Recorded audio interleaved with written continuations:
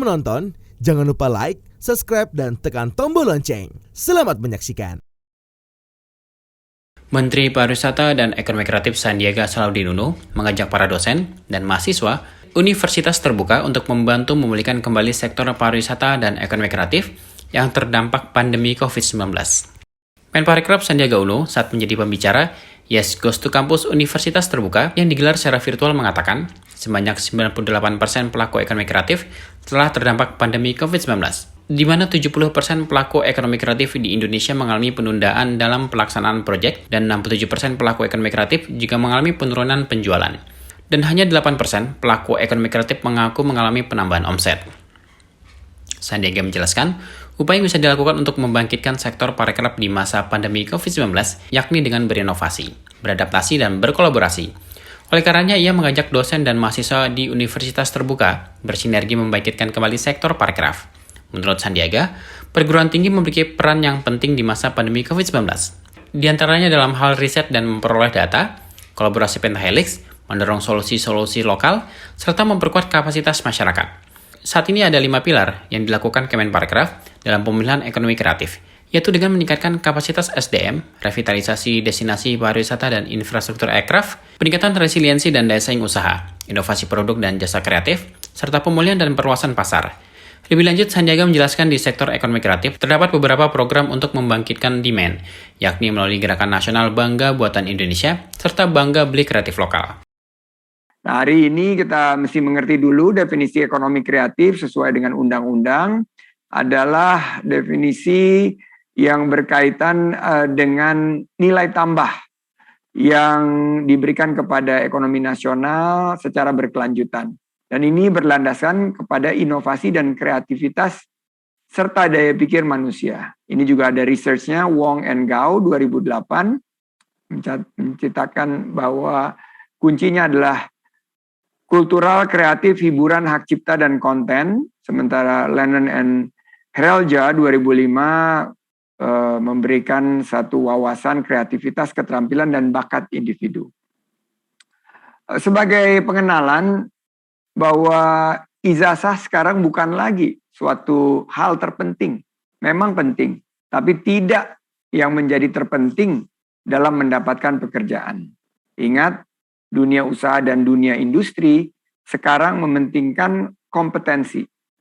Jauh lebih sentral dibandingkan ijazah. Dan ternyata pendidikan vokasi sekarang lebih dibutuhkan. Bapak Presiden Jokowi baru saja menggelar ratas, dan ini saya berikan bocoran kepada Pak Rektor dan Pak Ali.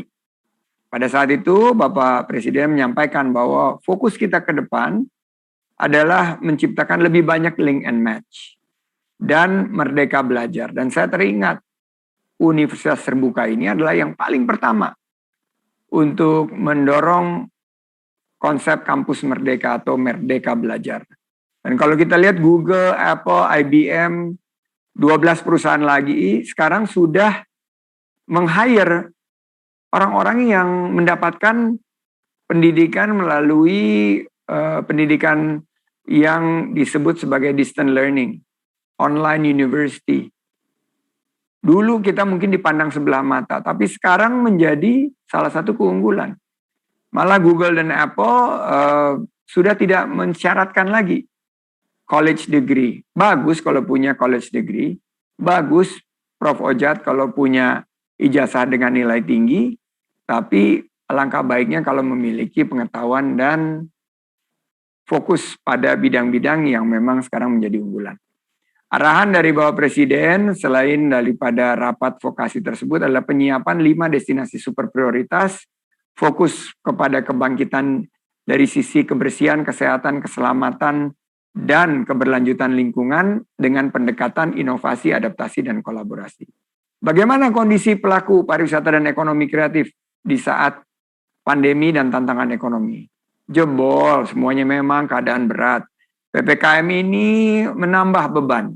Tapi kita yakin dengan gotong royong kita, dengan kebersamaan kita akan mampu bangkit. Kita akan melihat bahwa ekonomi kreatif yang akan menjadi lokomotif. Kita akan juga merasakan bahwa anak-anak muda lah yang akan memberikan harapan untuk masa depan. bukan hanya bertahan, tapi mampu mencetak peluang untuk menjadikan pemenang.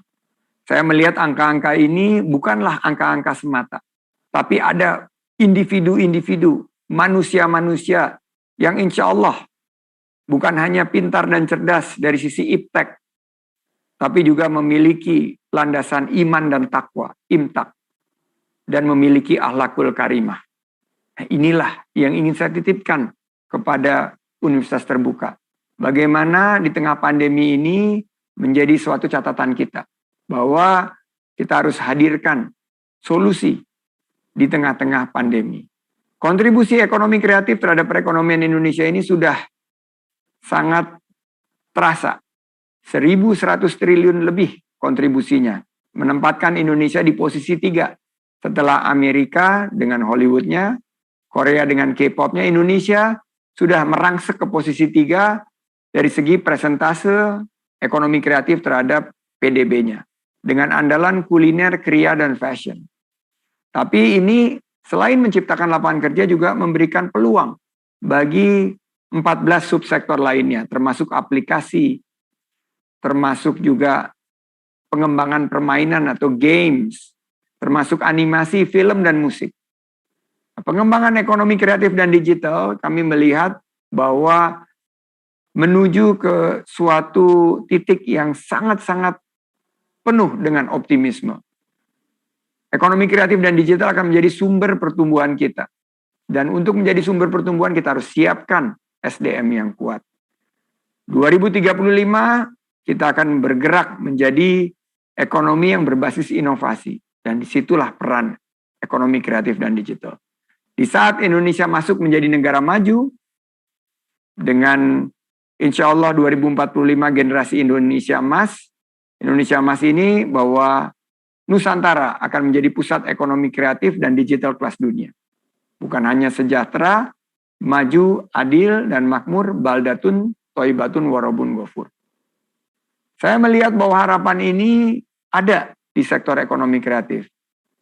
Bagaimana dari jumlah lapangan kerja kita akan ciptakan kehadiran pemerintah dengan beberapa bantuan dan insentif harus kita arahkan tepat manfaat, tepat sasaran, dan tepat waktu.